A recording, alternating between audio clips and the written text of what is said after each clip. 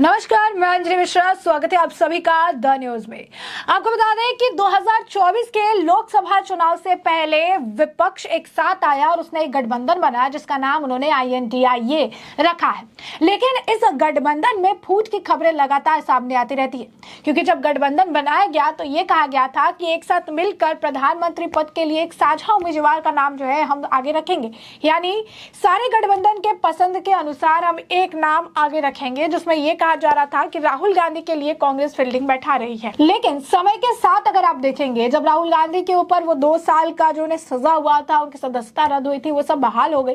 राहुल गांधी भी अब मैदान में आ गए। कांग्रेस राहुल गांधी को आगे लेकर जाना चाहती है, तो दूसरी तरफ ममता बनर्जी की पार्टी प्रधानमंत्री के पद के लिए ममता बनर्जी को उपयुक्त बताती है। अब जदयू ने PM पद के लिए नीतीश कुमार का नाम आगे कर दिया है। अब इसी के साथ अगर आप कहेंगे अरविंद केजरीवाल भी इसमें पढ़ा लिखा प्रधानमंत्री के राग अलापते रहते हैं। अखिलेश यादव का भी यही हाल है। अखिलेश यादव भी कहते हैं मौका मिलेगा तो हम यहाँ सीटों पर लड़ेंगे, हमें भी राष्ट्रीय पार्टी का दर्जा चाहिए।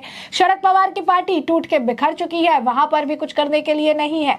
तो साफ तौर पर ये भले विपक्ष एक साथ आई, भले विपक्ष ने एक साथ आगे बढ़ने का काम किया, लेकिन असलियत में जमीन पर इनकी एकता कहीं भी नजर नहीं आ रही है। उल्टा दरार की खबरें समझ के निकलकर सामने आ रही है। एक तरफ कांग्रेस ने कह दिया हम 7 सीटों पर अलग चुनाव लड़ेंगे दिल्ली के लिए, तो आम आदमी पार्टी और उनके बीच की दिक्कत होने लगी। अब कांग्रेस के साथ अगर आप कहेंगे जदयू यानी नीतीश कुमार की पार्टी की भी परेशानी की खबरें आ रही है। इसी तरीके से अखिलेश यादव, इसी तरीके से शरद पवार। तो कहीं ना कहीं विपक्ष एक साथ होने का दावा कर रहा है, लेकिन विपक्ष अभी भी पूरी तरीके से विभाजित है। और ऐसे में 2024 के लोकसभा चुनाव को लेकर जो बड़े दावे किए जा रहे थे, जो कहा जा रहा था कि हम बहुत अच्छे से इसे लेकर जाएंगे, आगे करेंगे सारी चीजें, वो दावे धरे के धरे रह जा रहे हैं। तो ऐसे में आपको बता दें कि अगले साल यानी 2024 में होने वाले लोकसभा चुनाव को लेकर विपक्षी गठबंधन INDIA तैयारियों में जुटा हुआ है। और अभी तक इस गठबंधन की 2 बड़ी बैठकें हो चुकी है, तीसरी बैठक मुंबई में होनी है। और इन सब के बीच अब फिलहाल ये तय नहीं हो पाया है कि लोकसभा चुनाव में इस गठबंधन की तरफ से PM का चेहरा आखिर कौन होगा।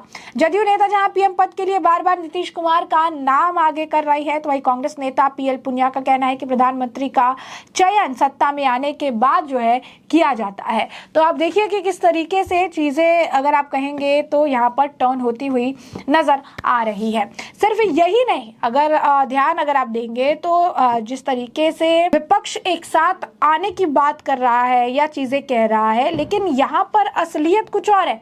असलियत यहाँ पर इनकी फूट, इनकी मानसिकता में बदलाव, एक दूसरे के ऊपर तंज कसना, एक दूसरे की बातें कहना, एक दूसरे के खिलाफ बोलना, जो ये चीजें हैं वो देखने के लिए मिल रही है। अब ये कहा जा रहा है कि NDA के सामने ये विपक्षी दल है, जितना आसान ये कागज पर लग रहा, उससे आज आप कह सकते हैं काफी ज्यादा चुनौतीपूर्ण देखने के लिए मिल रहा है।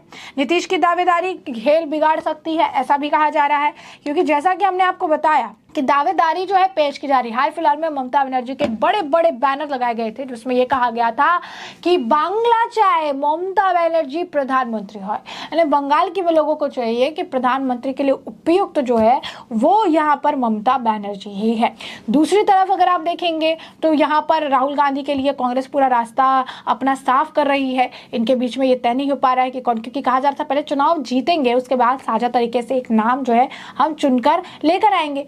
तो उसके बाद अगर आप देखेंगे तो जदयू के नेता PM पद के लिए बार बार नीतीश कुमार का नाम आगे कर रहे हैं। कांग्रेस के नेता PL पुनिया ने भी इस पर बयान दिया। उन्होंने कहा कि प्रधानमंत्री का चयन सत्ता में आने के बाद ही किया जाएगा, ऐसा कहा गया है।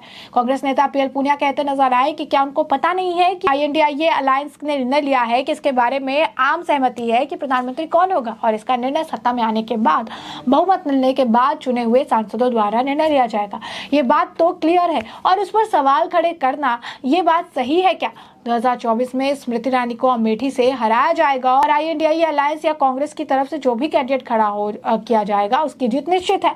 इन सबके बीच मुंबई में होने वाली इस गठबंधन की बैठक से पहले जदयू ने एक बार फिर जो है PM के लिए नीतीश कुमार का नाम आगे कर दिया है। बिहार सरकार में जो मंत्री हैं और जनता दल यूनाइटेड यानी जदयू के नेता जवा खान ने कहा कि देश की जनता नीतीश को प्रधानमंत्री के तौर पर देखना चाहती है। जवा खान में इस बयान के बाद एक बार फिर अगर आप देखेंगे तो गठबंधन में PM के के चेहरे को लेकर बहस छिड़ने के आसार हैं। जवा खान के बयान पर अभी तक सीएम नीतीश कुमार की तरफ से कोई प्रतिक्रिया नहीं आई है, जैसा ममता बनर्जी का नाम आगे रखने के बाद प्रतिक्रिया नहीं आई थी। हालांकि इसी साल में अप्रैल में नीतीश कुमार ने जदयू कार्यकर्ताओं को संबोधित करते हुए कहा था कि मैं आप सभी से हाथ जोड़कर अनुरोध करता हूं कि देश के प्रधानमंत्री के रूप में मेरा नाम जपने से बचे। मैं 2024 के चुनाव के लिए बीजेपी के खिलाफ लड़ने के लिए विपक्षी दलों को एकजुट करने का काम कर रहा हूं। इस तरह की बयानबाजी से हमारे उद्देश्य को नुकसान पहुंच सकता है, इसीलिए मेरा नाम जपने से बचे। तो ये बात उन्होंने कही थी। लेकिन अब आपको बता दें कि उनकी पार्टी के तमाम नेता ये कह रहे हैं कि पीएम बनने का प्रबल दावेदार नीतीश कुमार ही है, क्योंकि नीतीश कुमार ने ही सबको एक साथ किया। अब जब मोदी सरनेम मामले में राहुल गांधी को राहत नहीं मिल चुकी है, तो कांग्रेस पूरी ताकत से उनके नाम को आगे करने का प्रयास कर रही है। अब ये नहीं भूलना चाहिए कि नीतीश कुमार ने विपक्ष को एकजुट करने में बड़ी भूमिका निभाई थी और उनकी तरफ से ही कांग्रेस को राजी भी किया गया था। पटना में विपक्षी एकता को भी पहली बैठक हुई, अगुवाई भी बिहार के मुख्यमंत्री ने ही की थी। ऐसे में हर मामले में आगे चल रहे हैं, उनकी लीडर वाली छवि मजबूत होती रही। ऐसे में जदयू की तरफ से उन्हें पीएम दावेदार बनाने की मांग लगातार की जा रही है। अब नीतीश के सपने अगर INDIA की मुश्किलें बढ़ा सकते हैं, तो दिल्ली, पंजाब, मध्य प्रदेश, राजस्थान, छत्तीसगढ़ में कांग्रेस और आम आदमी पार्टी के बीच तल्खी भी अलग ही कहानी बयां कर रही है। कहने को आम आदमी पार्टी भी INDIA गठबंधन का हिस्सा है, इंडी गठबंधन का हिस्सा है, लेकिन उनका ना कांग्रेस में दिल मिला है, ना ही वह किसी भी कीमत पर अपनी पार्टी को ग्रोथ के साथ समझौता करना चाहती है। इसी वजह से मध्य प्रदेश में आपसे जो अरविंद केजरीवाल कह देते हैं कि दोनों कांग्रेस और बीजेपी ने जनता को कोई भला नहीं किया और एक मौका उन्हें भी मिलना चाहिए, यानी वहां पर भी अपने सत्ता में आने के लिए इस तरीके की बयानबाजियां जो है लगातार की जाती है, हमेशा चीजें कही जाती है। छत्तीसगढ़ में भी कांग्रेस को चुनौती देने के लिए आम आदमी पार्टी ने मुफ्त वाली कई गारंटियों का ऐलान कर दिया।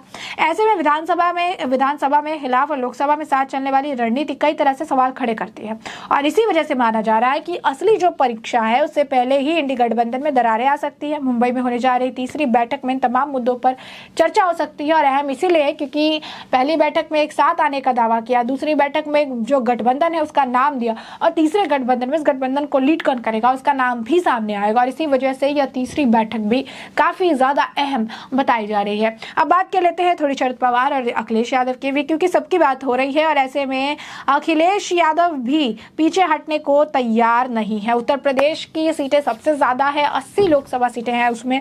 अब ऐसे में उनका कहना है कि अब तो शाही फेंकने वाले ही नहीं, बता दिया। अखिलेश यादव काफी कुछ कह रहे हैं, काफी कुछ बयानबाजी कर रहे हैं। उन्होंने जो है कहा था कि मैं चुनाव जरूर लड़ूंगा, मैं पीछे नहीं हटूंगा। उसके बाद चुनाव के लिए उनके भी अपने अलग राग है, अपने अलग सीटों की मांग है। उन्होंने तब कहा था कि हम लोकसभा चुनाव की सीट से लड़ने के जब सवाल हुए थे तो सपा ने बड़ा बयान दिया था। उन्होंने सियासी घमासान भी उनके इस बयान से जो है आप कह सकते हैं कि चीजें हो सकती है। कार्यक्रम में अखिलेश यादव ने संकेत दिया कि वो लोकसभा चुनाव लड़ सकते हैं।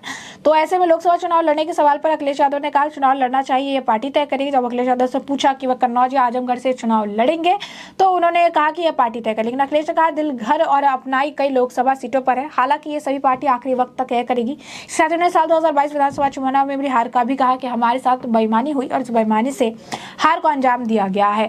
तो यह जो आप कह के ईवीएम का रोना, ये रोते रहते हैं, बयानबाजी भी करते रहते हैं। शरद पवार का हाल अगर आप देखेंगे महाराष्ट्र में तो बहुत ही ज्यादा खराब है। शरद पवार को भी यहाँ पर कोई जमीन नहीं मिल पा रही है। शरद पवार निरंतर प्रयास कर रहे हैं लेकिन शरद पवार को कुछ भी हाथ लगता नजर नहीं आ रहा है। तो ऐसे में हमने आपको जो पूरा मामला है ये बड़े विस्तार से बताया कि पूरा मामला क्या है और अब इस पूरे मामले पर आपकी भी जो राय हो हमें कमेंट सेक्शन में कमेंट करके जरूर साझा करें। धन्यवाद।